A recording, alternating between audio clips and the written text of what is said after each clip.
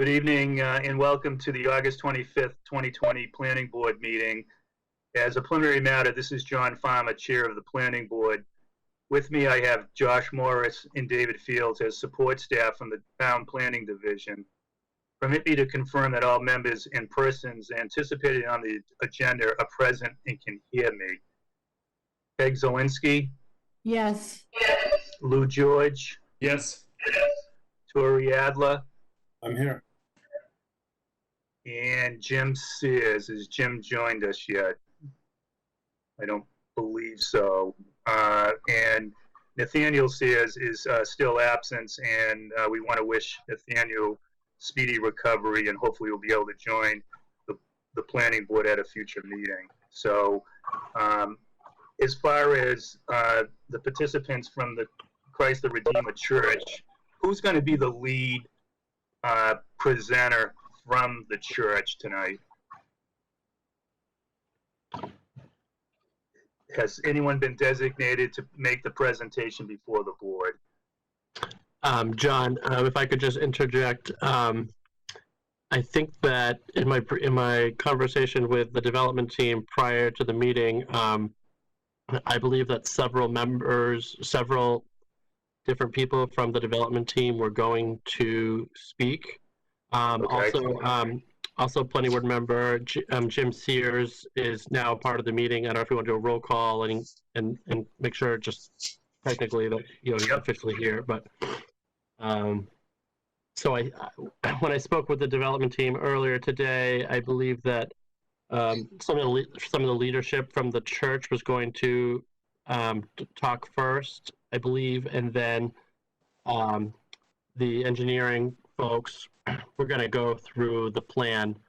But I had been working with the project engineers, Mike Capichetti and Chris Broyles.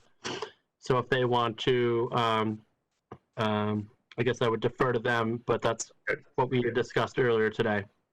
Okay, I just want to make sure that Mike and Chris can hear us.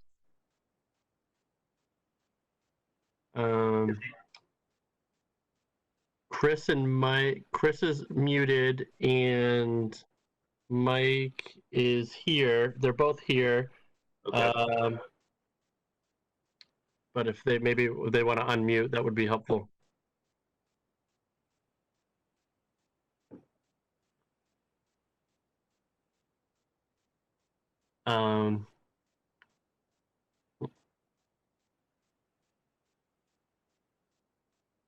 Okay, so while we wait for them to participate, Jim, just want to confirm Jim Sears as for the roll call. Jim, can you hear us? Yes, sir. Okay. Thank you, Jim.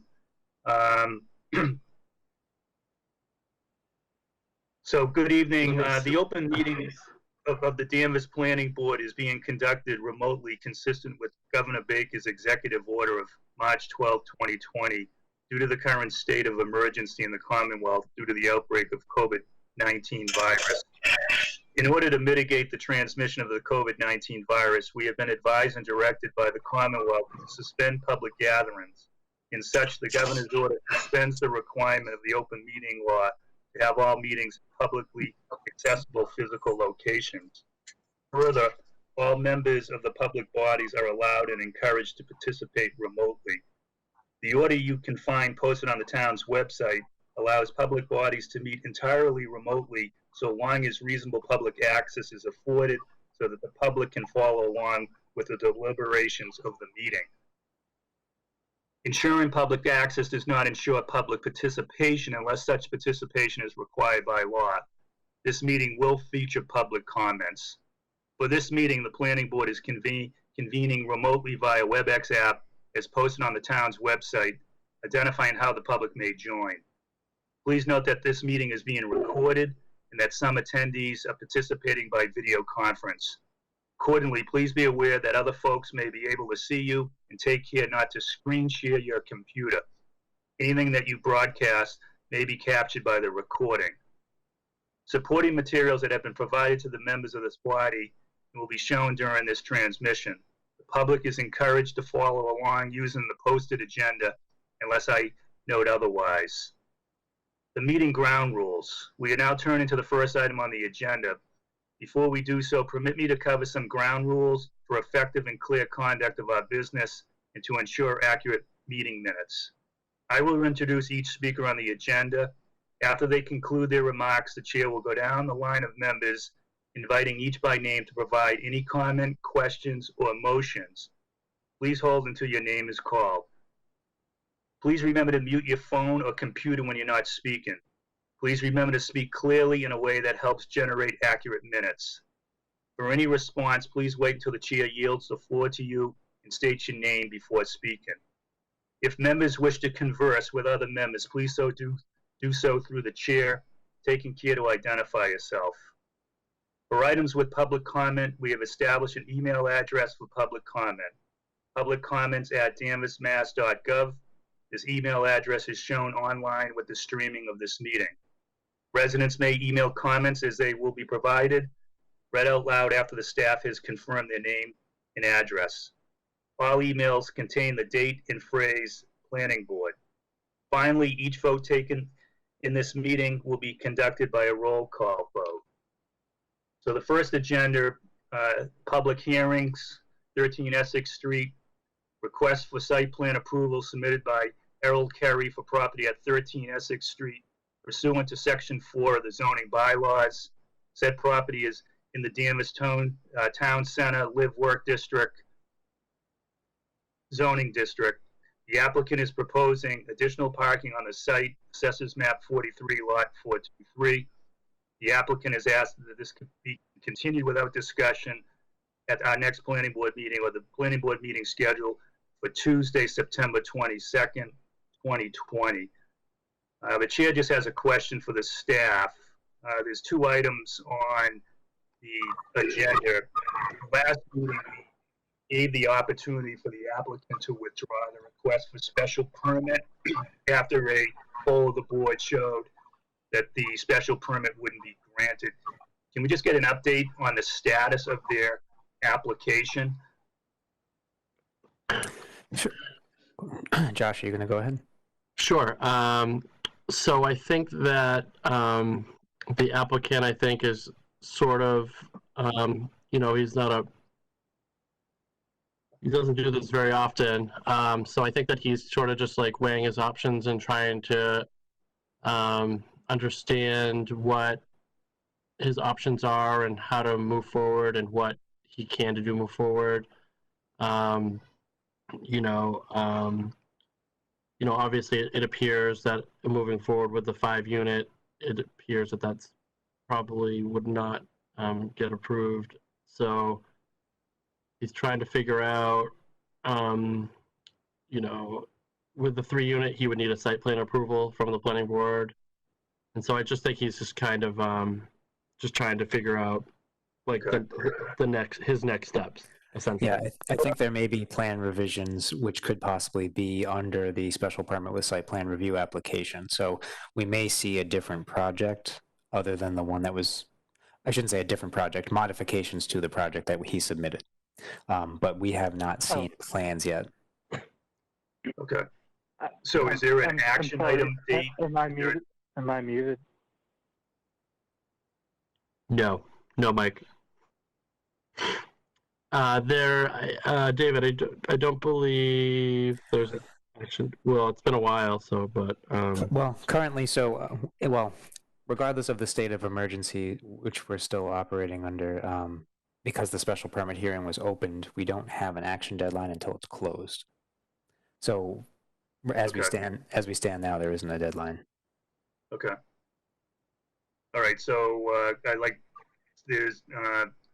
the applicant is asking for a continuation to Tuesday, September 22nd, 2020. Yeah, actually, that was modified.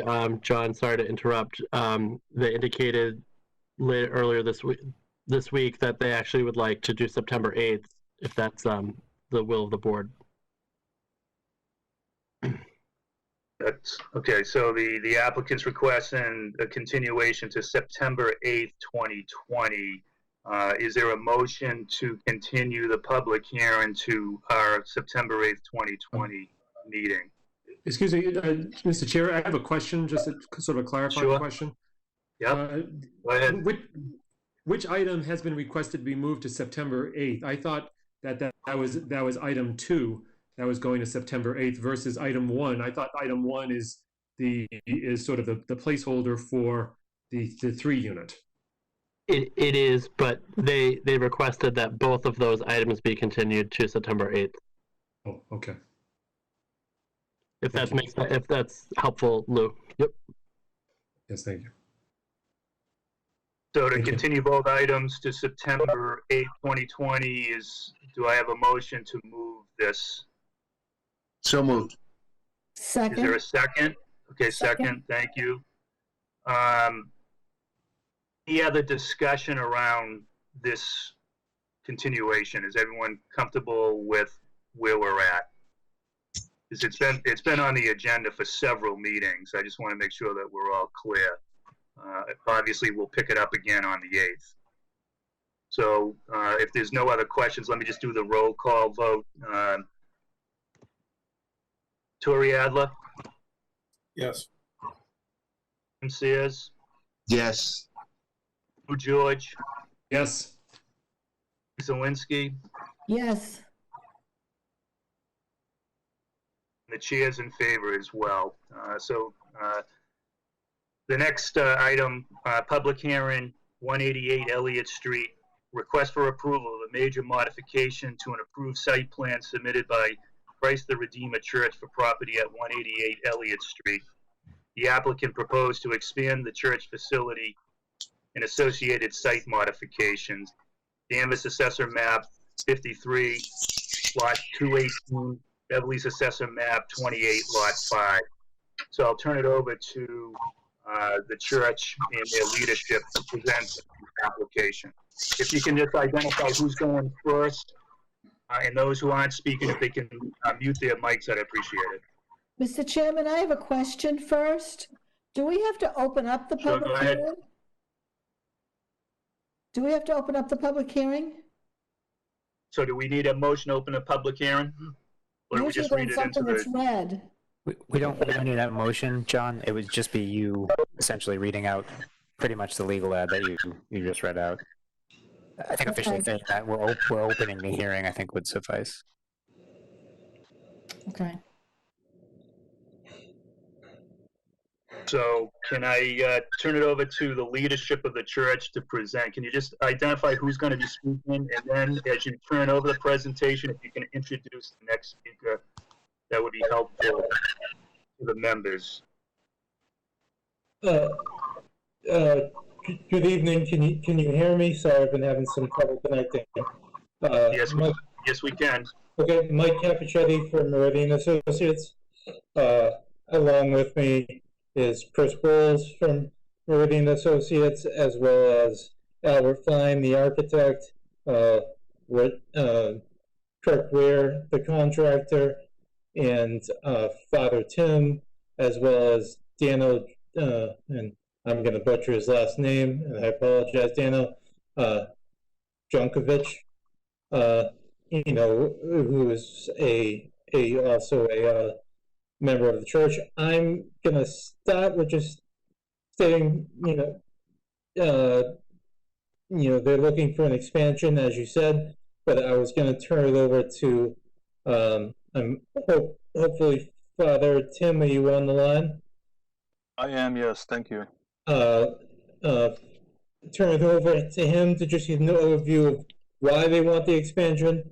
Then it will come back to me to explain some of what we're planning on doing, and then also Chris Burles to get into more of the technical details. And then if there's any questions when it comes to architecture, Albert Fine's available, and we can all answer any questions that are needed. So, Father, please. Father Tim, you have the floor. Thank you. Thank you all. We're excited and happy to have the opportunity this evening to present this.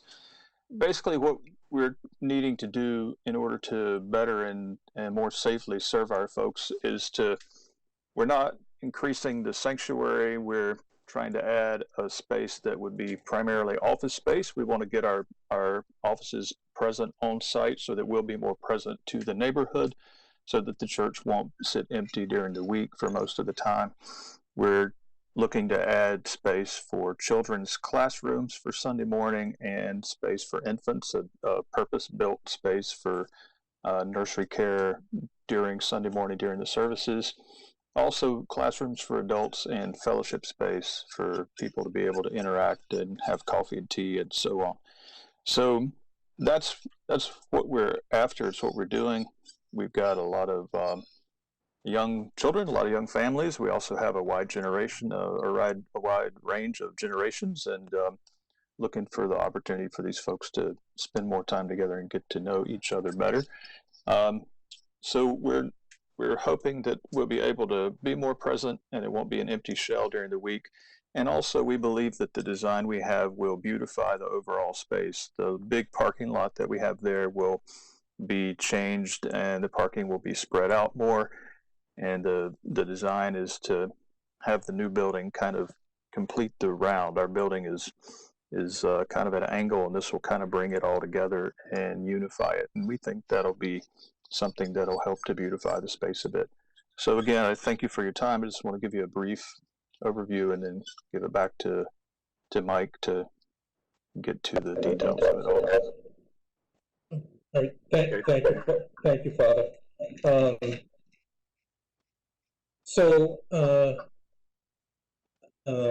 Josh, can you give control to Chris Broyles? Yes, I will. Thank you. Just so we can bring the plans up on the screen. Yep, absolutely. Thank you.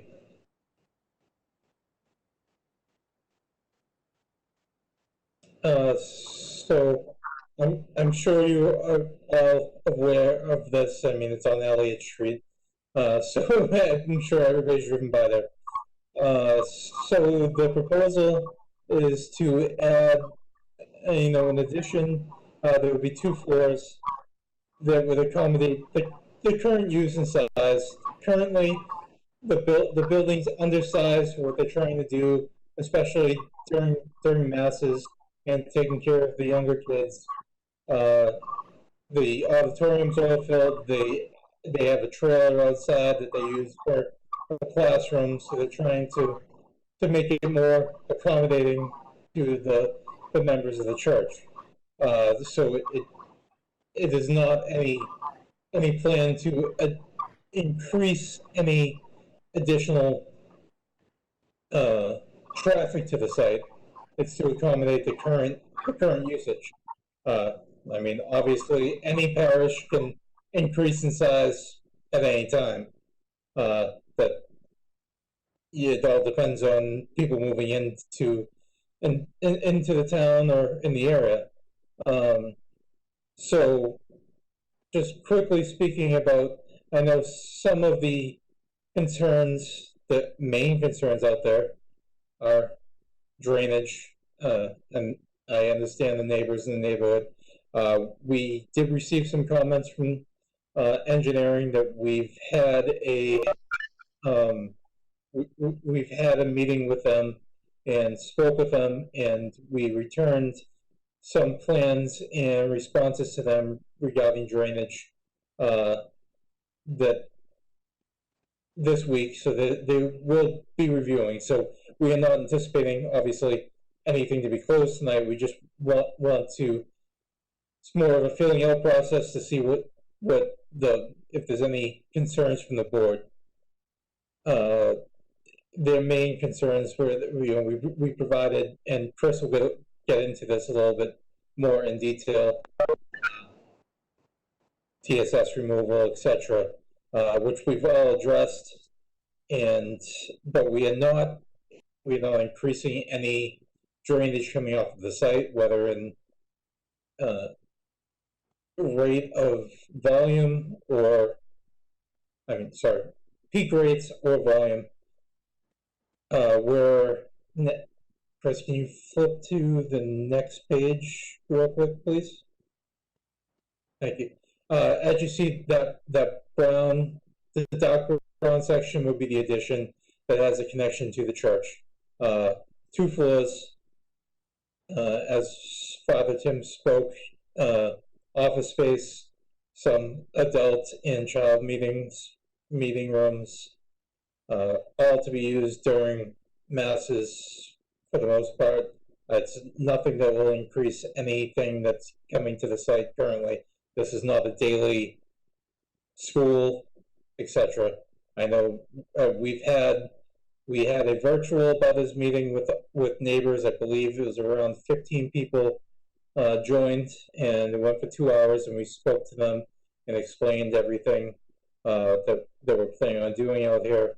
There was also a on-site meeting with the butters, which only one showed up to, and first we'll get into that we've tried to appease her concerns, and she's a direct butter.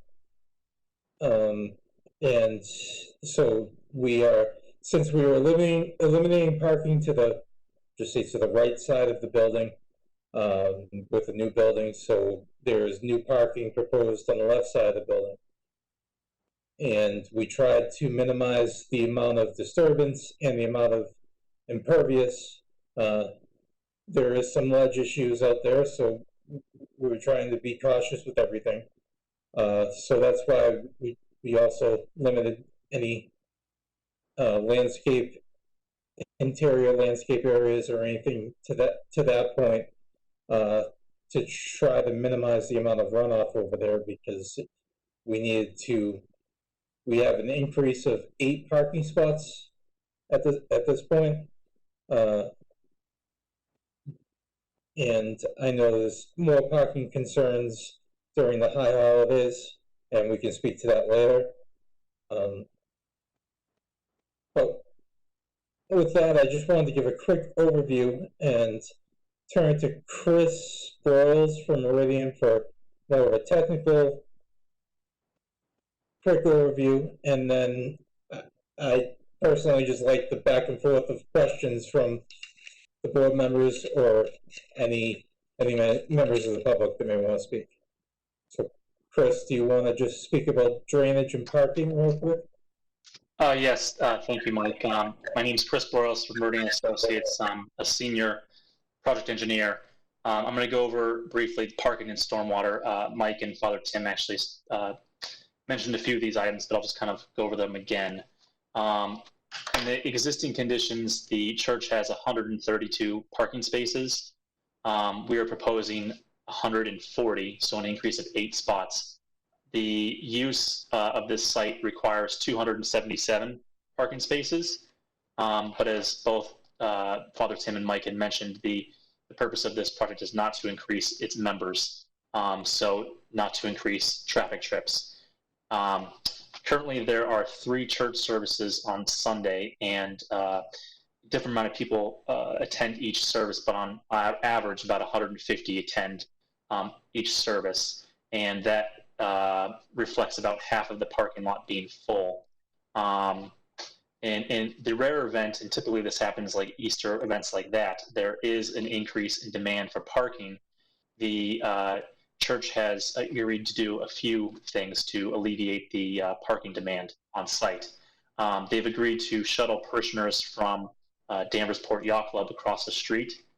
They've also agreed to assign personnel for traffic management on those days to assist people with parking on site, and if they have to be shuttled across the street and things like that. They have also agreed to provide their contact information to direct abutters in case of parking issues during those larger events. As Mike had mentioned, we have had a couple of abutters meetings as well as an engineering meeting recently, and one of the things that came out of the engineering meeting was obviously parking, and what we did was we have revised a set of plans from the original submission, and in this revised set of plans we provided a few additional items as discussed with engineering and the butters, one of which is regarding parking. We've added a no parking sign for church parking on Lupine Road. That pretty much is the parking. Regarding stormwater, the stormwater patterns will be maintained in the post conditions over the existing conditions. Currently, stormwater flows from the top of the page, essentially. So the northeast portion of the site runs down the hill onto Elliott Street. In the existing conditions, it's captured in a series of catch basins. There's 2 on site that capture a portion of the runoff. The rest of the stormwater runs off into Elliott Street. It's captured in the Elliott Street stormwater system. What we're doing in proposed conditions, which you can see on this page, and on this page, you can see the series of the drainage system, is we are providing 9 deep sump hooded catch basins to assist with TSS removal, total suspended solids removal, and the hoods will help with oil and debris capture. We are also providing, going back one sheet, we're also providing a swale on the backside of the site to capture runoff from the hillside, and it will be conveyed down a swale into a level spreader where the stormwater will be dissipated and the velocities will be dissipated. About half the site will be captured in a stormwater detention system at the bottom left corner of the site that will detain the stormwater during storm events and will release it at a slower rate over a longer period of time, and will, as Mike had mentioned, it'll assist in reducing or maintaining the post flows and volumes from the site. Now, one of the things that was brought up during the engineering meeting was, excuse me, one of the things that was brought up during the engineering meeting was concern of runoff overland flow into Elliott Street. Now, we have, as previously mentioned, a series of catch basins capturing more efficiently the stormwater runoff on site. And there is a portion of stormwater that will bypass the last set of catch basins and go into Elliott Street. We have provided those numbers to engineering that shows that there will be a reduction in stormwater runoff, not only being collected on site underground, but also overland flow into Elliott Street. Also out of that meeting is we discussed TSS removal of in the post conditions, and we have increased the removal of TSS on site from the original site plan. What we did is we added what's called an isolator row to the subsurface detention system, and that adds additional TSS removal. Also from the abutters meetings, on this revised set of plans, we've added a few items that came out of the abutters meetings, including adding some additional berm at the northeast corner of the site, the mill and overlay area of the site, where there's an existing proposed catch basin, and we've added a berm to collect the stormwater runoff so it doesn't flow into the abutter directly south of the site. And also to aid in stormwater runoff in that area, there's a snow storage area in that located on the right side of the page, and we've clarified on the plans that the grades will be pitched towards the site to, when the snow melts, to allow for the snow to melt in towards the church itself as opposed to down to the abutter. Those were a couple of the items that were discussed during the abutters meetings. That's kind of an overview of the parking and drainage. So with that, I will hand it back over to Mike. Thank you. Thanks, Chris. I mean, with that, unless there's anybody else on the team that wants to speak up, I kind of just want to turn it over to the board for questions, and we're willing to answer any and all questions. Okay. Trying to make it quick and easy for you guys. Well, we appreciate that. So why don't I turn it to the board and start with you, Tori, for your questions. Sure. Well, I think you folks have done a really good job anticipating and addressing my concerns. I'm most worried about the runoff. I went over there on Sunday afternoon and took a look at the site, and I can see it's tilted toward Elliott Street, and I know the property owner across the street has concerns about flooding, which seem quite legitimate. I have a question for, I guess, David or Josh. Do we have any information on the capacity of the drainage system in Elliott and how that is impacted currently by the property? Tori, this is David here. So you're talking about the existing catch basins in Elliott Street, the town system? Yeah. I don't have capacity numbers. I can tell you, I'm fairly certain that that's an older portion of the system, which runs south from just outside their parking lot, I believe, just right down to the river. So probably not doing the best job at treating any pollution or solids that would be in that material. If you'd like, we can actually get calculation numbers in terms of capacity from our engineering division. It seems like that would be salient information. Sure, we can do that. Mr. Broyles, I understand correctly that you anticipate less stormwater runoff after this proposed construction? Say that one more time.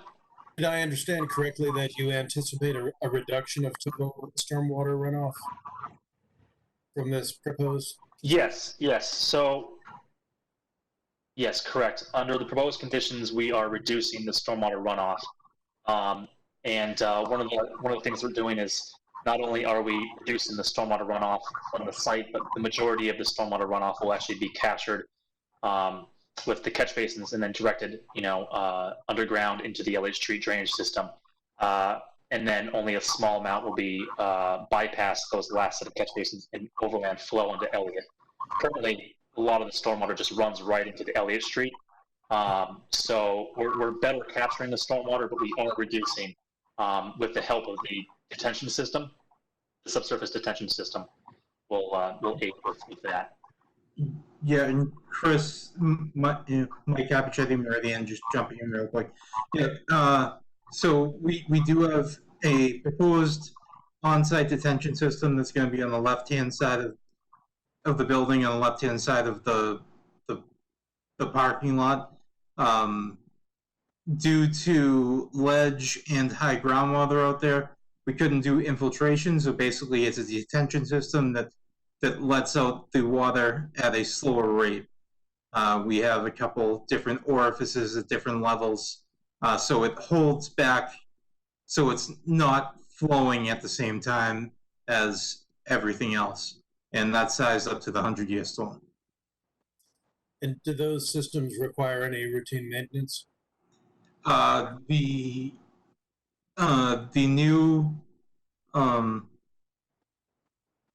isolation row that's being included in there, it will be in the operation and maintenance plan, and if sediment gets in there, then there is some maintenance to that, just basically flushing it out and sucking it out through. There will be a catch basin or a manhole at the end of the first row where everything enters, and a vac truck would come out there and flush it out and just basically resuspend the solids to be able to then suck it out and into the vac truck. Okay, thank you. That's all the questions I've got. Look forward to hearing a little bit more from the town about the Elliott Street system, and obviously want to make sure that this is not going to have a negative impact on that. But I have no other concerns. Okay, Jim, I'll turn to you. Jim Sears. Thank you, John. My questions concern hours of operation. How much use are we expecting other than the daily or weekly masses? Are we planning on having other groups like some churches have, the Boy Scouts or AA or other organizations use the facility? I just want to get a little more detail on that if I could. I can turn to either Father Tim or Dana. I can speak to that. This is Father Tim. Thank you for that. We have an AA group who are there on Wednesdays, at least when we're not in the unusual situation we're in now. And I would say we're certainly open. We want to be able to support things of goodwill in the town and in the neighborhood. We don't have plans for any specific heavy new use or new regular use, but I can't say that we wouldn't, if we were approached, say, by another AA group or similar, then I imagine that we would be open to those folks using that. But it's as Mike pointed out at the beginning, this is really driven by our needs on Sunday mornings, and we don't have any specific plans around things during the week other than having a small staff there, which even now in COVID, where our staff are all working from home, so we're not sure that we'll be fully back in office, and that may be a bit different going forward. Okay, thank you. Other questions? So essentially, I'm fine with the stormwater management. You have a 165-page report, and I know, and I assume that all the water is going to come off the building, is going to be routed into drainage systems and cisterns and so on. So I'm not worried about that per se. I mean, whenever we do zoning like this, or whenever we do a site plan like this, it's not only for this particular applicant, but, you know, people have come and gone. There's been different faiths at that church over the years. And so we are cognizant of that fact that, you know, when you're expanding a building right now, you may not need as much parking, but in the future, you know, you could max out that parking. So, you know, with that in mind, I mean, I'm comfortable with this building and what you're doing with it. Do you have a basement in the larger building that is used? There's no basement space. Sorry, Mike, to jump in front of you.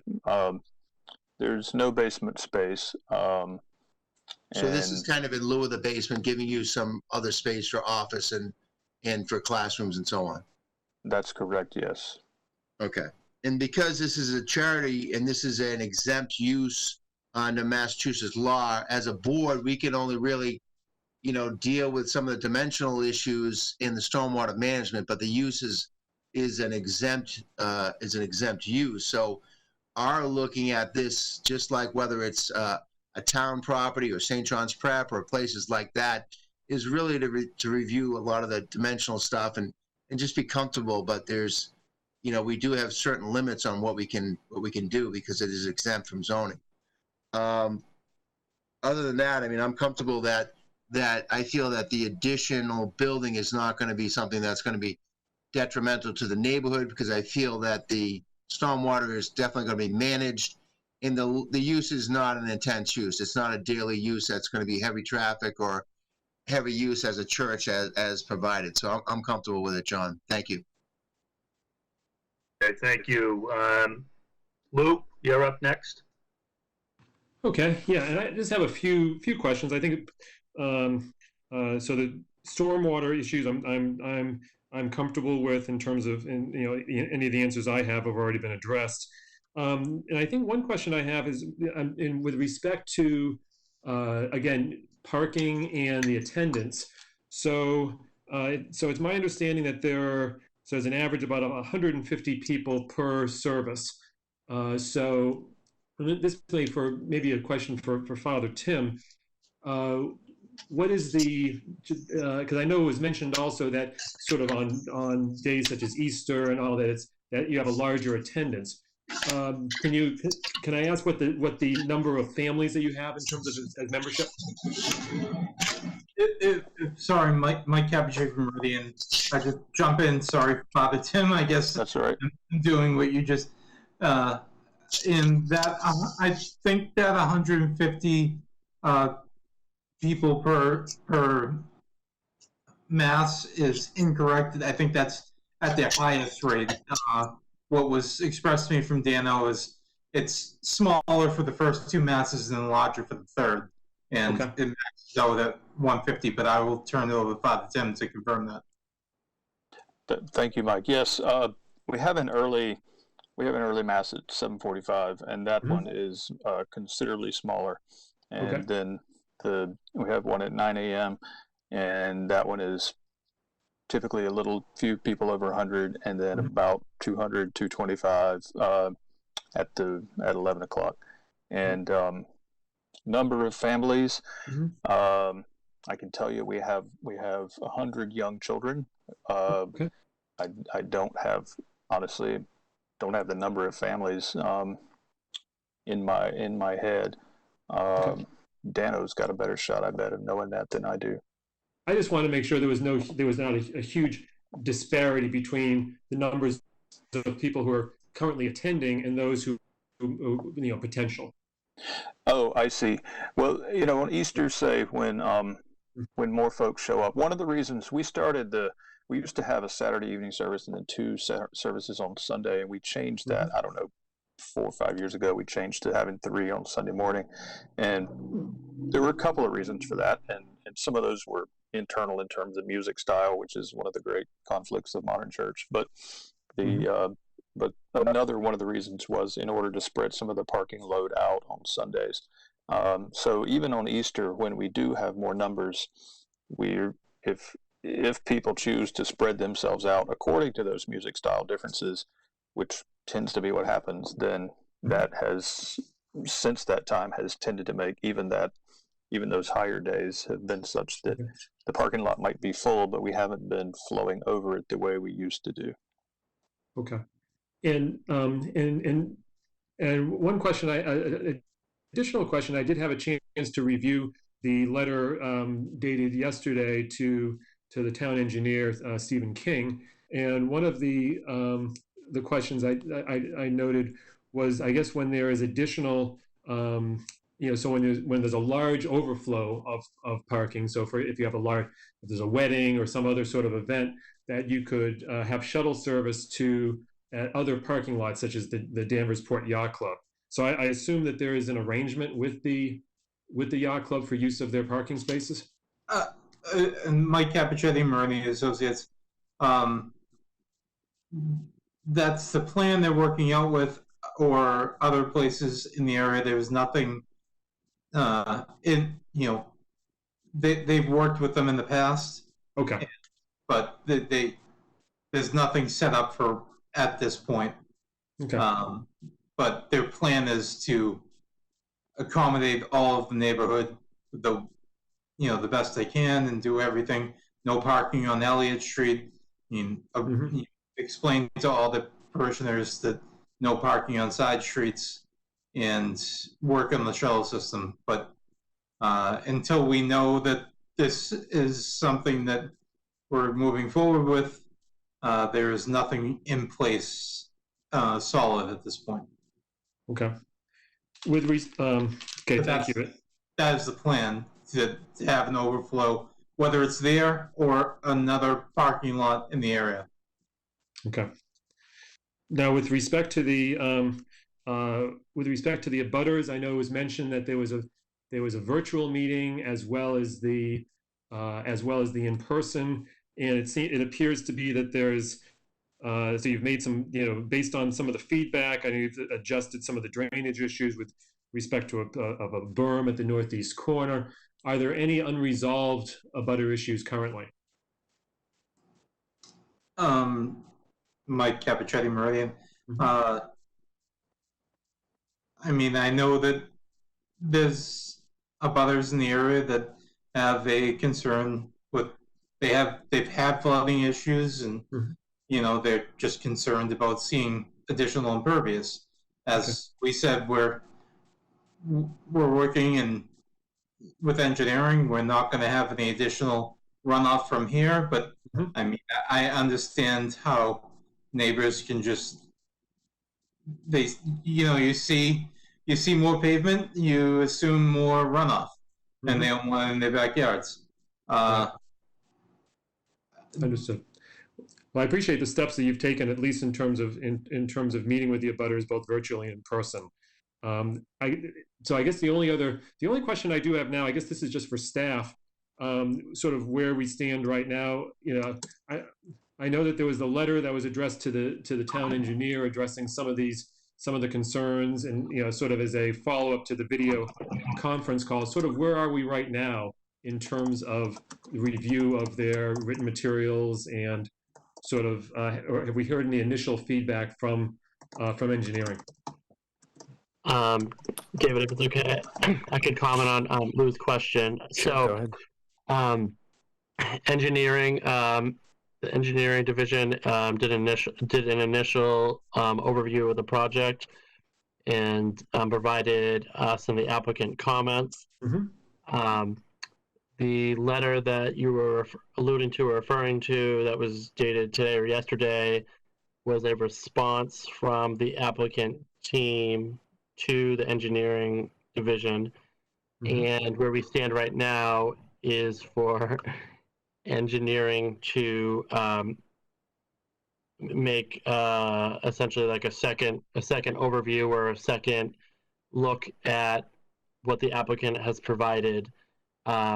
It obviously we just got stuff from the applicant today or yesterday, so we were, for the meeting tonight, we weren't prepared to conclude engineering's final kind of comments, but I guess where we stand, Lou, is that we're waiting for engineering just to kind of do like a final kind of overview or final look at essentially at the project.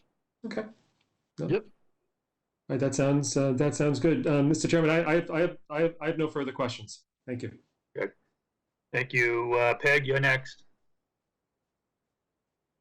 Hi, I'm unmuted. Yep, All of we my can hear you. questions have been asked. I was very curious about an agreement with Danversport Yacht Club for the parking. You said at your father, Tim said at the later service, he has 200 to 225 people coming. So if you only have 140 spaces, I'm assuming then you have double people in cars and, a family coming in, so that you haven't had a problem with parking at that service?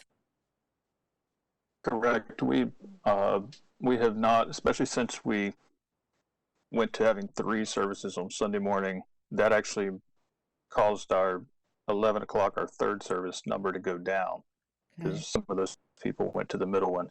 And since that time, our parking issues have been okay because we've spread some people out. I just had a text from Dano, Mike, asking if you would, or whoever's in charge of things, possibly unmute him so he could comment. I guess he can't unmute himself from his phone. Josh, do you He know is that? unmuted. So he Hi, should this is Gano. There we go. I'm the project manager on the church's side, director of operations. I just wanted to try to clarify on the parking piece. Our average Sunday attendance is around 320 across all services. So our number of families is in the high hundreds, mid to high hundreds. We have some families with 8 or 10 people in them even.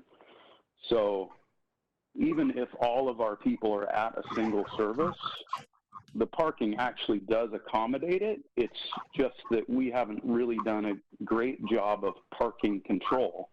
And that's kind of one of the things that we put in that letter that says we want to pay more attention to that, such that people are parking and using every spot in the lot, and that we're encouraging people not to park on Elliott, not to park on adjacent streets. So that's probably the biggest kind of operational change that we want to put in place, is just doing that parking attendant thing and making sure our people are respecting our neighbors and using our parking spaces first before we park on the city street. So that's just what I wanted to highlight. There's no formal agreements with anybody, but we have parked at the Danversport Yacht Club in the past, and if there are other places we need to park, we'll make every effort to get our people to stay off the adjacent streets and transport them as needed. Okay, let's see. A couple of years ago, the church came before the planning board. They were putting in temporary classrooms.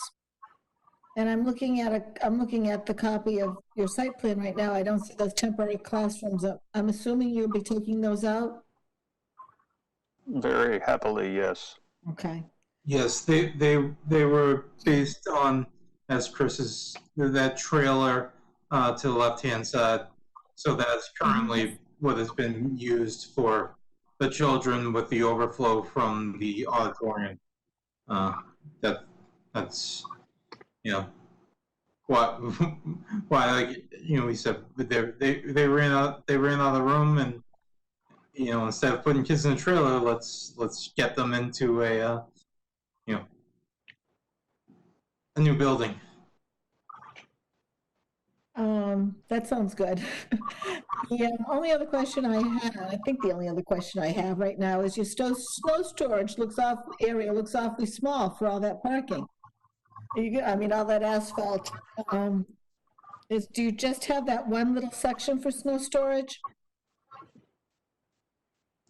We have plans to remove snow if it goes over a certain height. Yes, we have the snow storage area located to the, let's say, plan east, or the right side of the plan. That could go down even further, and also to the left side of the building.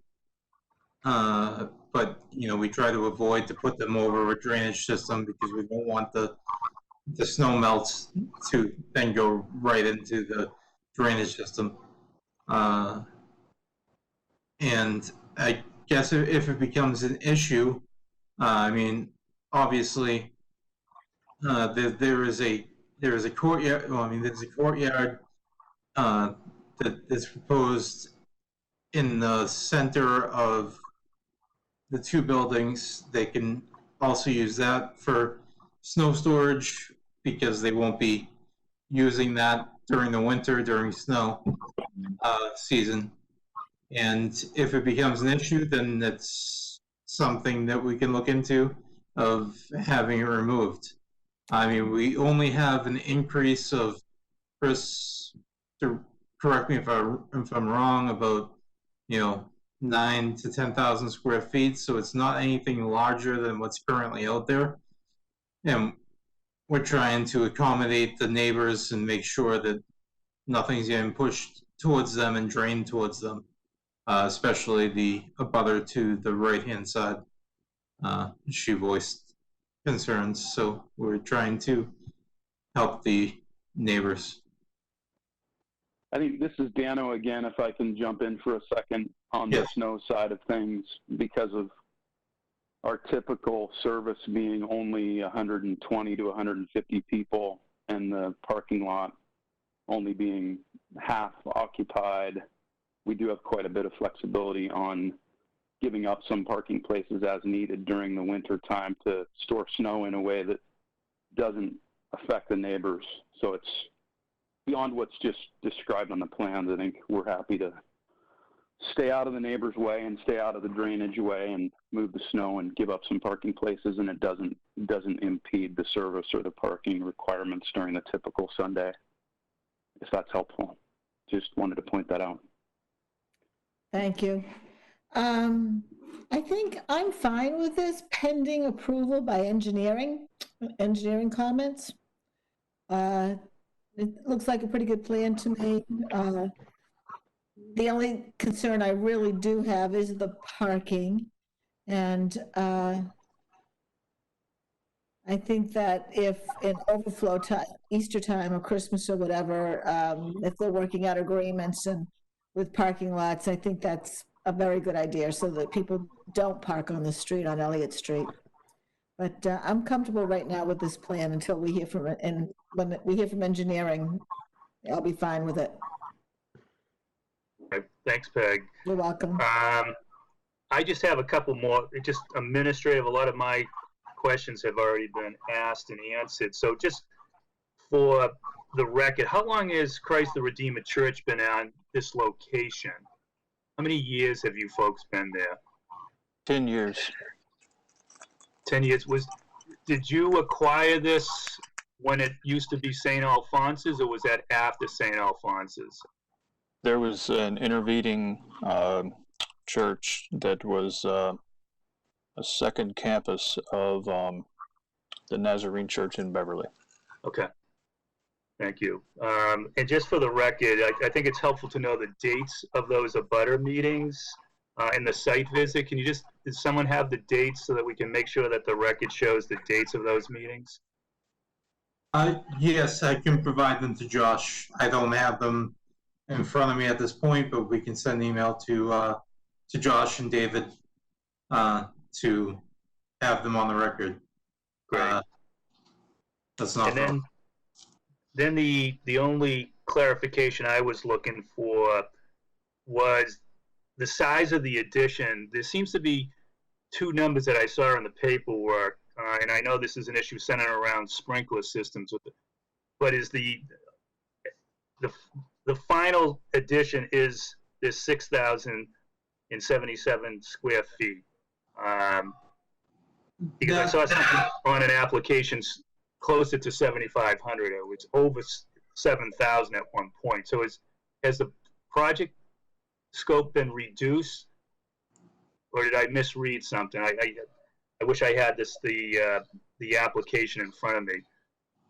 I believe it's been reduced, and Albert, if you're on and you want to jump in, I think 68 sounds like the correct number.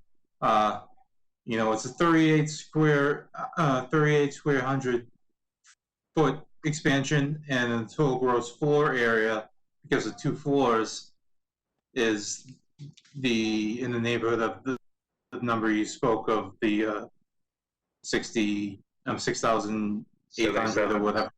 Yeah. Thank you. And okay. If Albert doesn't jump in, the architect, then I'll assume. I'm here. Mr. Is Chairman, that correct? 6,077 is the number. Okay, so okay, that's fine. So since the original application it's slightly smaller than what was originally proposed, is that a fair statement? Or has this always been the size of the addition? What was the date of the original application? Yeah, I wish I had that in front of me. I don't have it, unfortunately. I don't think that it has been reduced, John, to be honest, but I think that's always been the number. Okay. But I will look right now as we speak, and I'll circle back. Okay, that's helpful. So if there wasn't, I believe that would be an error on Meridian's part, so I apologize to that, because I know the original concept that they wanted to do was larger, and they reduced it in size, but I don't think it was anything that was presented in front of you. Okay. So the number that Albert just quoted is the correct number. Great. Okay, those were all my questions. I know, David and Josh, we have 2 members of the public that expressed an interest in speaking to the board. Are they available now? Yeah, just to clarify or confirm, it's actually there are 3 residents who indicated an interest in participating in this, Okay. and I believe that they are all here.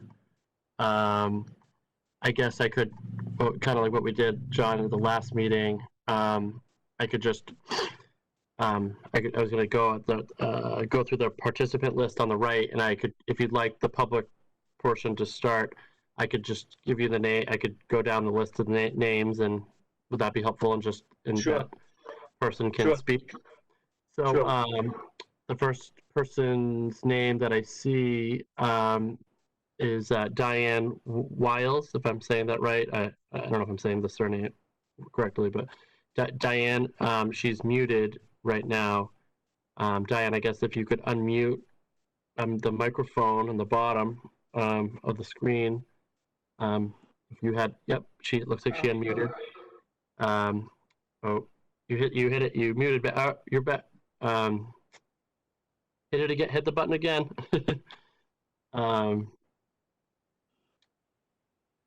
Diane, it looks like you're unmuted if you'd like to speak on this matter through the chair. Okay, I attended the prior meeting with Christ Redeemer, and I didn't have a problem with the runoff, but I do have a concern with the traffic on Elliott Street.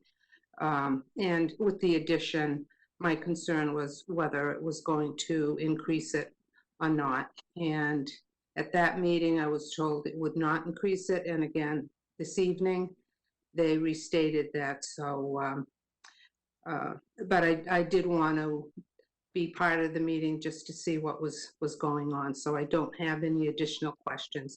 But the traffic on this street is just terrible. I've been hit, my partner's been hit, people crossing the street have been hit, and it's just a terrible street for traffic. So, but with no increase, you know, I don't have a concern.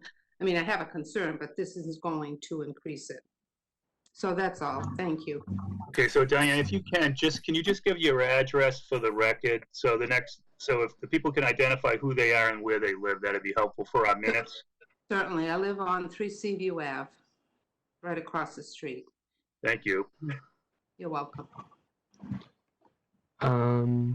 The next resident or person from the public who I think was interested in this matter is John Almeida.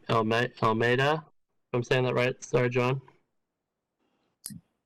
Yeah, John Almeida, Precinct 3 town meeting member. I live at 4 Eden Glen Ave, right at the top of the street.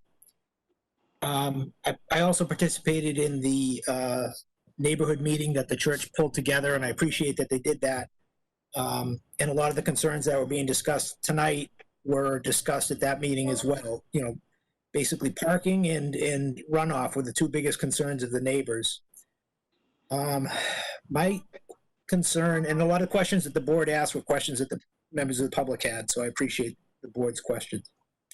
My question has to do with a statement made at that meeting and again tonight by Mr.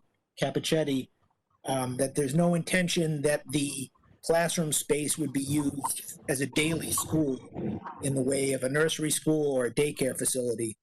And they stated that, clearly at the meeting, and they've stated that again tonight, pretty much. But, going to Mr. Sears' statement about how we're looking at future uses, and the people before us today might not be the people before us in 5 years, 10 years, and the uses that people have in mind today might not be the same in 5 years or 10 years.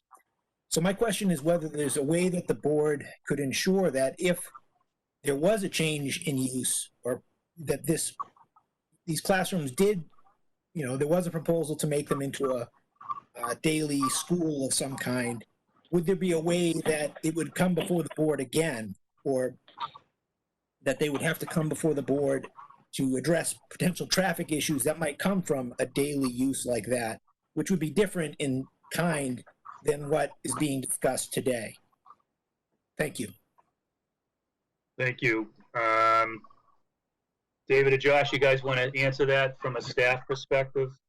Does the planning board have the ability to relook at the site plan if there's a change in, I guess, ownership or use of the proposed facility? Hi, John. This is David here. If it truly was a change of use to a more permanent school, they'd have to file again for a modification to the approved site plan. Okay. As it stands, they're proposing a school now, so that would really be an interpretation question going forward, which most likely would arise organically, I guess you'd say, as things progressed. So it's not a hard and fast rule on the difference, at least from my perspective, between 1 or 2 days a week to more than that.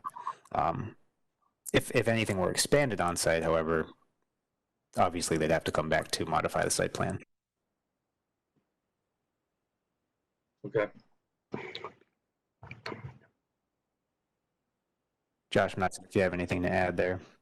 Yeah, no, I just, it would be probably a conversation with the building inspector, Rich Maloney. Like David said, right, if how it stands right now, how it's proposed right now, I'm not sure exactly if it would come back to us, but if it was enlarged or, became a permanent kind of, childcare facility, and it had a sign, and that was kind of, it's kind of like, you could kind of feel lack of a better term, change of use happening, not just an in ancillary use to the church, but kind of more moving it closer to a school, then it potentially would come back to us. But once again, it would be an internal conversation with probably the zoning enforcement officer for the town.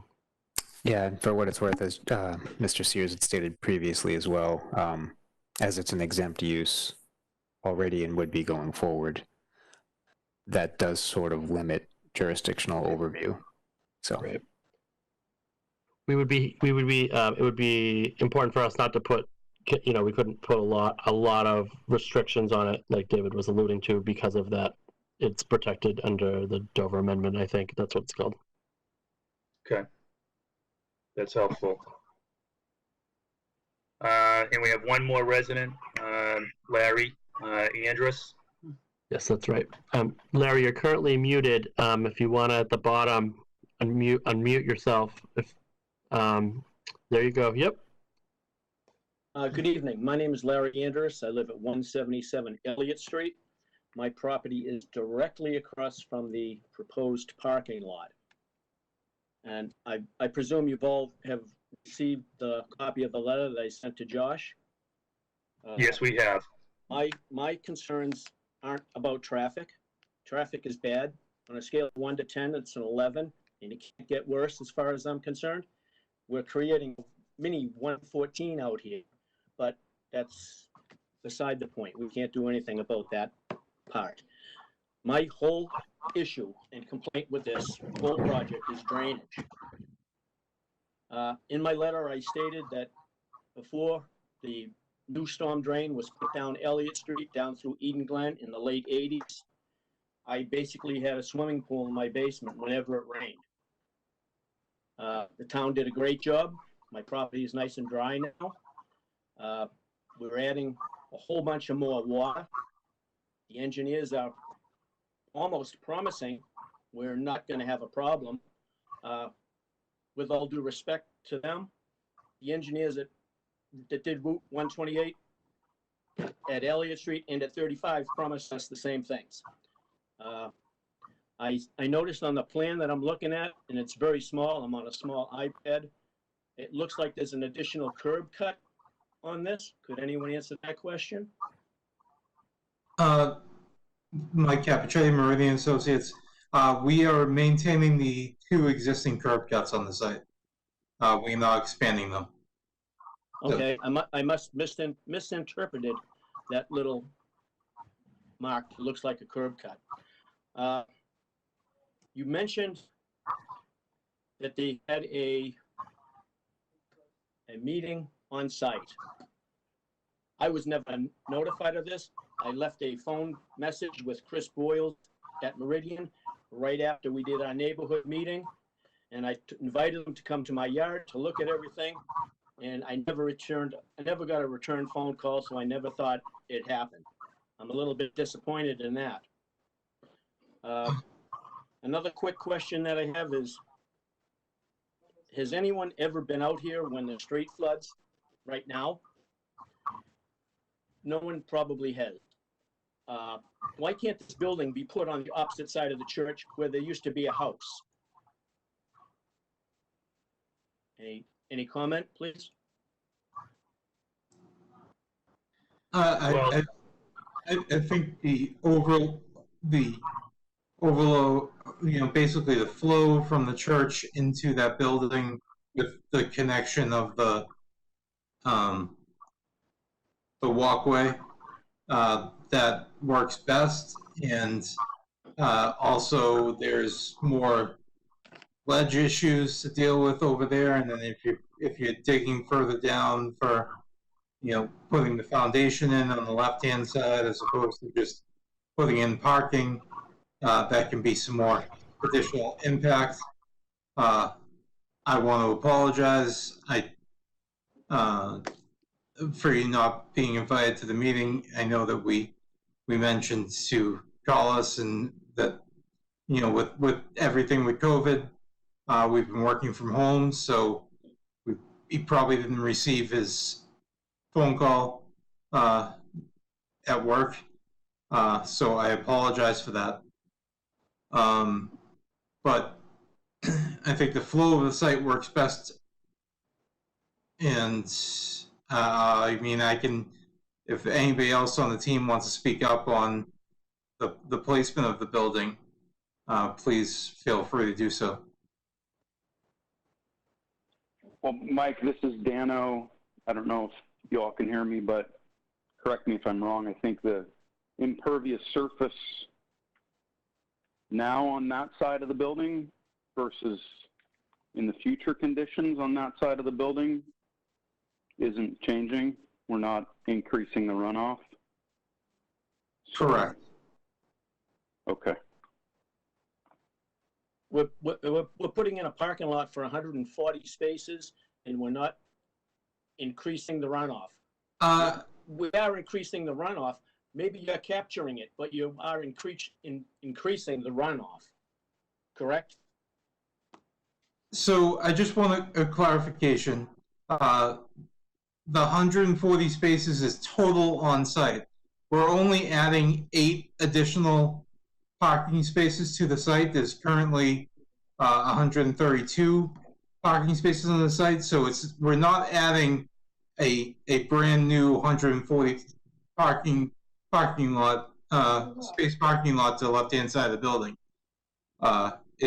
That's overall throughout the site, combined existing and proposed. So that area directly across the street from me, in front of the trailer, is only going to be 8 parking spots? No, it's going to, there's going to be, I'm saying totally from, completely from the site. Currently, as Chris just flipped back, if on the right-hand side, and then there's already the existing driveway that goes around the rear of the building down towards, I guess, directly straight across from your property. We are adding them over there, but we're not adding 140. There's 140 total on the site. I don't have the number on hand that's on that side, but that is all being captured by catch basins. They're going to a subsurface detention system that will take that and then slowly let it drain out to the town drainage system at a time that's at a later period than when the massive storms happen. So, Mike, let me just add one thing. Yes, thank you. I was just going to add, this is Chris Burrows from Meridian. I was just going to add, Larry, that the runoff from the site, what we're doing is we're looking at Elliott Street as the design point. So the stormwater today runs all the way into Elliott Street. So once it gets to Elliott Street, we look at that in the existing conditions, and we look at that in proposed conditions. So you're correct. More impervious area produces more runoff. But what we're doing is we're capturing it, in the catch basin, slowing it down, and then discharging it to the Elliott Street drainage system. So we're looking at the pre-condition and post-condition the same. So, making the statement that post conditions, future conditions, the runoff is less, that's what we're trying to say. If there was no drainage system to capture, if it was just pavement under existing and proposed conditions, then yes, there would be more runoff. But we install these stormwater features to capture the runoff. So that was just a clarification of that. And as Mike had said, I apologize, I didn't get your voicemail on that. I'm not sure what happened. So I'm sorry you missed that abutters meeting, the site one. Thank you. I'm not thrilled with this. I'll be honest with you. I've had a lot of issues with the ownership of the church the past couple of years, and it's put a real sour taste in my mouth towards anything they want to do. It doesn't affect this plan.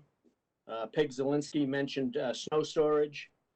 We had a problem with the church using my front yard as a snow storage spot maybe 4 to 5 years ago. Maybe that's why I'm so bitter towards this. I'm not sure. I do not like the drainage.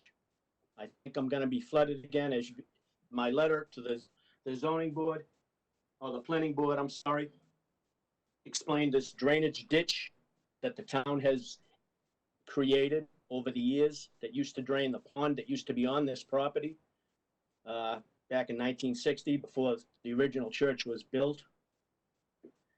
I think it's going to flood again, and I think my yard's going to be a flood again, and I'm not going to have any recourse. It would be great if someone would come out and talk to me face to face on this. I think it might appease me. I don't know. Thank you very much. Okay, thank you for your comments. Let me bring it back to the board. Are there any follow-up questions that any of the board members have? I'm sorry, Mr. Chair. I know we're in the public comment phase. I know we had a couple folks that were other Danvers residents that wanted to comment. I wasn't sure if they were on the agenda or what the right time would be to do that. This is Dano from Christ the Redeemer, so I just wanted to pose that before you moved on. Yeah, okay, I appreciate that for clarification. I only was aware of 3 individuals that wanted to speak. So David or Josh, is there anyone else that has expressed an interest or have comments through the email system that is maybe watching this live?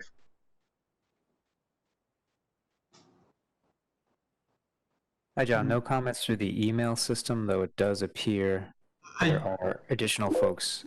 I'm sorry, David, not to cut you off. Josh, if you're there, I think the 3 names I provided earlier, and actually someone just sent a chat, Ryan, and I'm going to butcher his last name, Boham, would like to speak, and I think it was also Kara Hansen who's on, and I have to find my email to find the last name. Yep. It says Eric Kiefer, and yep, I see everyone's name, and they're all here. And if John, the chair would, I'd be happy to listen to more comments from the public. What I would ask the public to do, because we have a process where they register before the meeting. So, but so they were all registered, Josh? Yes, that's right. Yep, they're all registered. I believe they are members of the church. They just weren't like a better term, the general public. So I wasn't trying, not that they are the public. It was just, not that they're different or whatever. Just that was the difference. So Josh, why don't you introduce each of the speakers? And if I can ask, if you could just keep the comments tight and focused, the chair would appreciate it. If there's something new to add for our consideration, that's what I'm hoping to get out of these comments. Yep. So the first name on the board is Kara Hansen. She's currently muted. So Kara, yep. So she's available. Hi, everybody. Thank you for having us. I appreciate the chance to speak as a resident of Danvers and also a longtime member of CTR. My husband and I have been in attendance at CTR since its inception in 2009. We've been Danvers residents since 2014, and I've lived on the North Shore since 2003. I am a wife, and I am a mom of 3 little children. They have all been born since we've attended Christ the Redeemer and baptized at this church, and are growing up there as part of the youth community. One of the reasons that I wanted to speak, I'm a small business owner in Danvers, and I just wanted to just say that I appreciate the time that you guys are taking to look at this proposal and allowing us to expand. The space limitations, I used to run the nursery at Christ the Redeemer. I've also run other local community groups, including a mother preschoolers group, which we ran out of the North Shore Baptist Church in Beverly Farms, partly because we couldn't conceive of offering something like that at this space of church, just because we had the capacity limitations. But just from a point of view as a mom with little children, having the classrooms be a part of our building so that my children don't have to put their coats on and go outside in a blizzard to go to Sunday school. The building, and this has nothing to do with drainage or runoff, and I know that's a separate issue. From a safety standpoint, when my son was 18 months old, somebody left the front door open and he escaped out of the front door. He was slipped out of my hand. And my first thought was he's running right out into 62. So as a mom, having that building come across the front there is, in my mind, like a little bit of a safety barrier, knowing that the courtyard is placed behind the building. And like I said, I know that has no bearing on the engineering standpoint. That's just a mom's point of view. But just moving forward, having our offices on site, I have worked with the staff as well, and having to go to an on-site location to pick up papers, drop off things, sign checks. I'm a member of the vestry. I'm the junior warden. So I'm often having to go into the offices. And so having to go to a separate location can often add time to do that. So just having everything be in one place would be so beneficial for us. And I just think that we can offer the community something really special by having our own space right there on Elliott Street. So I thank you for allowing us to speak, and I'll let the next person go. Okay, Kara, before you, so can you just for the record, your address? Yeah. And Dan? I live at 142 High Street. Okay, thank you. Absolutely. The next person who would like to speak, I believe, is Eric Kiefer. If I'm saying that correctly. Yep, just unmuted. So. Yep. Hi, this is Eric Kiefer. I live at 42 Center Street in Danvers, and over the last couple of years, I've led the group at Christ the Redeemer that worked on not necessarily the design of this building, but just figuring out what kind of space we needed and how we can best serve the children and other parishioners at the church. I myself have 8 children, so I have felt on Sunday mornings, particularly with my kids, the need for the additional space. And I do acknowledge that there's a lot of technical details with parking and runoff and impervious surfaces and so forth. And I do appreciate everyone's efforts on getting those done. But I guess I just want to reiterate what others have said, that we do look at this as really something that will benefit us largely on Sunday mornings. That was the driving factor behind this expansion. So that's really about it. Thank you. Okay, thank you, Eric. And then another person who would like to speak is a gentleman, Ryan Bohm, if I'm saying that correctly. I'm sorry, Ryan. Yeah, thank you so much. Thank you for the opportunity to speak. My name is Ryan Bohm. My wife and I have lived at 30 Bayview Terrace in Back Bay for about 6 years now, over 6 years now. And we've been attending CTR for about a decade, originally commuting about half hour from Winchester to go to church. Of course, when we were looking to buy a house, Danvers popped to the top of the list because, we were looking for a town with great municipal financial leadership, prime access to transportation, great people, small businesses, and of course, good schools. So we found that in Danvers, and of course, being right down the street from our church and our church family was really important to us. What we have found with the folks at Christ Redeemer is that it's just an incredibly close-knit community that celebrates, all the family's victories, supports us in times of challenges, and really, and also gives back to the greater North Shore community, especially to those who are the most needy. So, so last March, my wife and I had the birth of our son Levi, and watching the number of children in our church grow over the years has really it's been such a great joy to us to watch that, because that's the sign of a healthy church. And so, when we had our son in March of last year and knew about these expansion plans, it just meant so much to us that, that the ball was rolling towards this expansion, that when he does start to go to Sunday school, there'll be an actual physical building that's designed for it and that's meant for it, and that will, be there for him throughout, his years of Sunday school.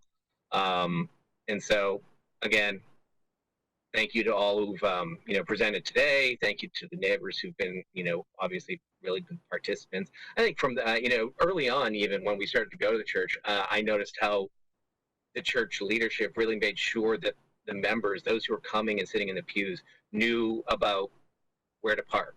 I remember seeing bulletins, with maps that specifically said park here and here, do not park here, here, or here. So I mean, they've tried over the years to really be good neighbors, not only to those physically just abutting the property, but in general, good neighbors to the North Shore community in giving back in various ways, donations and collections of clothes, that kind of thing. So CTR is an incredibly important part of our lives, and again, to have a building like this designed for specific purposes, whether it is for the offices, so that people are on site. Because when you're a church, you want to be available to the community, to not only the families that go to your church, but those who just need someone to be with. And to have our offices on site allows that to happen, for that random person who might need something, whether it's prayer or just to talk to someone and for hope. So that's another big piece of this. So again, thank you so much for letting me speak, and for your careful and fair deliberations about this project. Okay, thank you, Ryan. Josh, is there other members of the public that expressed an interest in speaking? I do believe that all of the members of the public who registered to discuss this matter have spoken. And just a follow-up, is there any other comments from the email system? No comments via email, Chair. Okay. So I'd like to bring it back to the board to see if there's any follow-up questions. I'll start with you, Tori. Any follow-up questions? No questions. I do want to say to Mr. Andrus that I did come out to the church parking lot Sunday after the thunderstorm. I did see standing water on Elliott Street. That's why I asked about the Elliott Street catch basin. And I hear his concerns, and I'll be looking for some opinion from the town on that. Okay. Jim, any follow-up questions?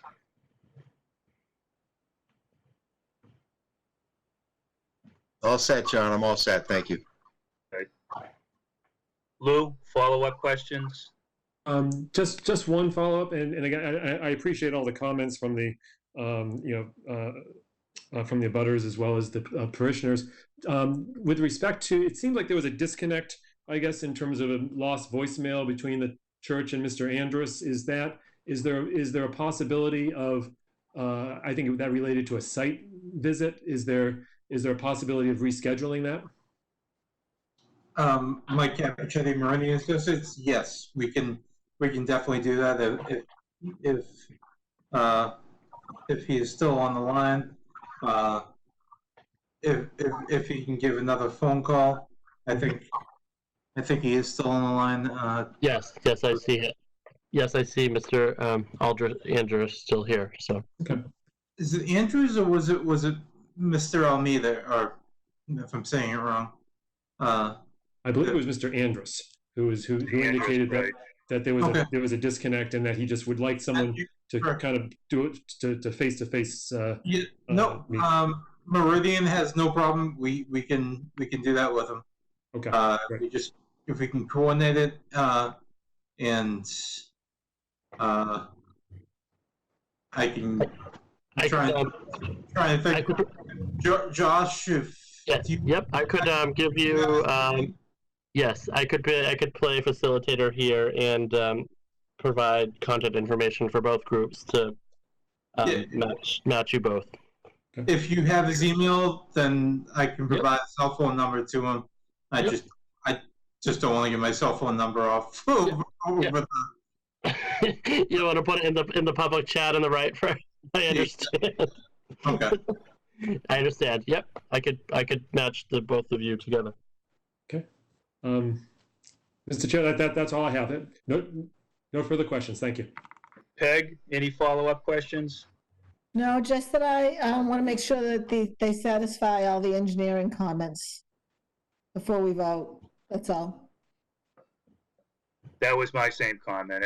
So what I would like the applicant to consider is we continue the public hearing to our next meeting so that we get the comments back from engineering, the site visit from the abutter can take place, and then I think we should be in a position at the next meeting to do a formal vote. So, what I would like the applicant to request is a continuation to our next meeting.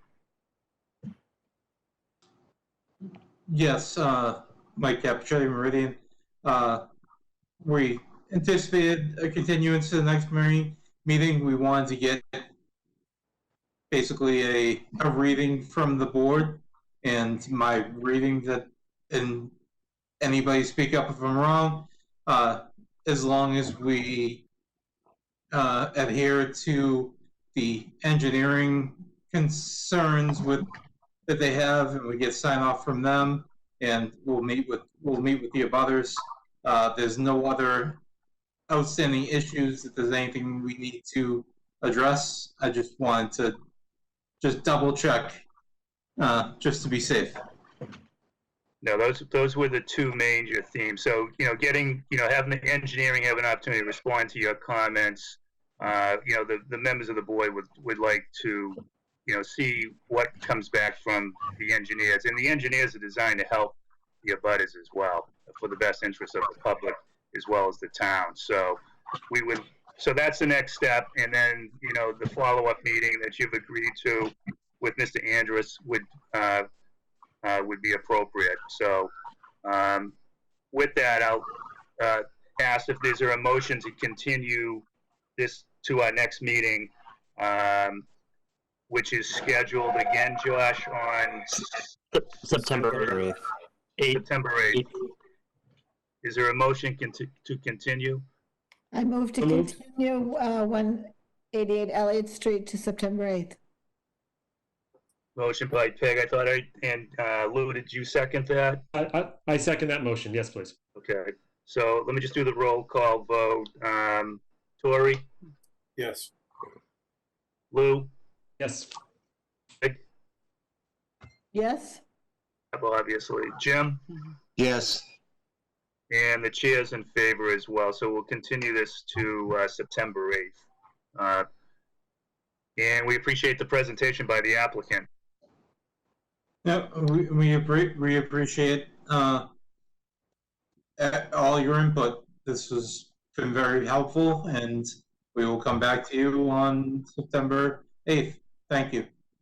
Thank you. So Thank you. I guess now the next area is future dates, from the staff, and then we have one last item, which is the minutes of June 23rd. But before we get to the minutes, does the staff have any updates that they want to go over? Sure thing, John. This is David here. Just following up on the land use summit from last week, I did want to let the board members know that we will be heading into the fall season of potential special town meeting, where we'll be holding some public hearings into the fall on zoning articles. That being said, I'd like to get you all the materials that we have been working on as soon as possible. So shortly after this meeting, I will send out the proposals, such as they are. They're obviously in draft format. Feel free to comment and mark them up as you see fit and send them back to staff, or just review them and be prepared to discuss. We're looking at targeting a workshop on September 8th, the next meeting. That doesn't have to be incredibly laborious. That could just be staff reviewing these for you all and the general public, and we could pick it up again at the end meeting in September, which I think is the 23rd. Second. Yep. 22nd. Thanks, Josh. Yep, sorry. The only other update I had was, it escapes me now. We had a successful land use summit for those who were there. I thought it went well, but beyond that, I think that's it, Mr. Chair, unless there's anything else you'd like me to address. No, I know you just sent out today the follow-up letter from the AG's office. Yes. So when historically will the AG's office respond to their findings? Is there a rule of thumb? Not as such in my experience. The letter that we got back was obviously fairly generic. That being said, I believe they're aware of the remedy we put in place. So I can't imagine whatever the result is, it's going to be deleterious. Okay. Any other questions from the board to staff? I do. I was at the Land Use Summit and I thought it was very interesting. David, are you updating the zoning bylaws? Are you changing? What are you going to be presenting to us on the 8th? Sure. Yeah, that was part of the reason I wanted to bring it up and get you the materials. So we're looking at, based on some feedback from you all, as well as applicants and the building inspector, some changes to the site plan review section. Mm-hmm. And I think I mentioned during the land use summit, we're looking at updates to the cluster bylaw section.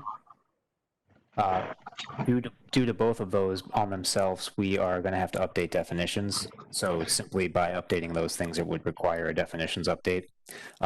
Nothing huge. It's just adding things that weren't previously there and then moving some things out of site plan itself into definitions that they are technically definitions. Other than that, there was a project begun by Mr. Henry for a civic space zone, which I believe he explained on attempting to get a zone for municipally used land.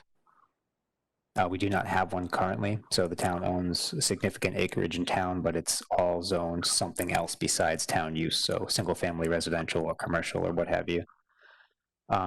Other than that, there's mostly small updates from both the building inspector and our staff, things like adding page numbers, updating table headings and table numbers. And I know Rich, the building inspector, had a few other additions. We did catch a missing table, so that will have to be added back in. So a lot of general updates. Like we said, we're not looking to do anything completely crazy. It was really just to take a run through, get it tightened up as best we could. So hopefully going forward, we're at a better place. I just have one suggestion in the updates of the language that we already have, where you're making changes to, or updating certain areas. Again, David, it's very helpful if you do an edit, you do the red line, or you bold the changes or redact or whatever, so that when we're going through these, we can readily see what's changing rather than having just the update. Yes, no, Peg, thank you for bringing that up. I was specifically thinking of you after our last round at the DTC. So we're going through, my intent is to have a clean version so you can see what the proposal is, and then the marked up version, both formats, so you'll be able to look at both. That sounds good. That's great. Excellent. That's all I have. Any other questions for staff? Okay, hearing none, why don't we turn to the minutes of, there's a draft minute, several pages of the June 23rd, 2020 meeting. And I know there'll be other minutes coming out to the board after this meeting, but have people had a chance to read the draft minutes? And are there any comments that we need to give to Josh or David? Mr. Chair, I had a chance to read it. Go ahead, Lou. I'm sorry. I just have one minor proposed edit for the minutes. Okay. Okay. This is it's on page 3, and it's the 6 Cherry Street request for special permit, and this is line 2. And I just wanted to clarify. I recused myself from the project, and it states due to his membership in the Danvers Historical Society. It was due to his membership on the Board of Trustees of the Danvers Historical Society. So just a minor word addition that it was due to my membership in the Board of Trustees, which is the governing board of the Historical Society. Okay, thank you, Lou. I will amend that. Yep, that is all of them. Thank you. Any other comments on the draft minutes? Move to accept. Okay, move to accept with the edit by Jim. Is there a second? Second. Hey, let me just do the roll call. Jim, obviously. Yes. Lou? Yes. Peg? Yes. Larry? Yes. And I'm in agreement with these minutes as well. Excellent. I believe that's all the items on the agenda. Is there anything else any of the members want to bring up, or should we make a motion to adjourn? So moved. Is there a second motion to adjourn? Second. Okay, roll call, Jim, Yes. Peg, Yes. Lou, Murray, Yes. and the chair's in favor of adjourning too. So thanks for everyone for all their good work, and David and Josh, we always appreciate what you guys are doing in tough situations. Have a good night. Thanks very much. Bye-bye. Thank you.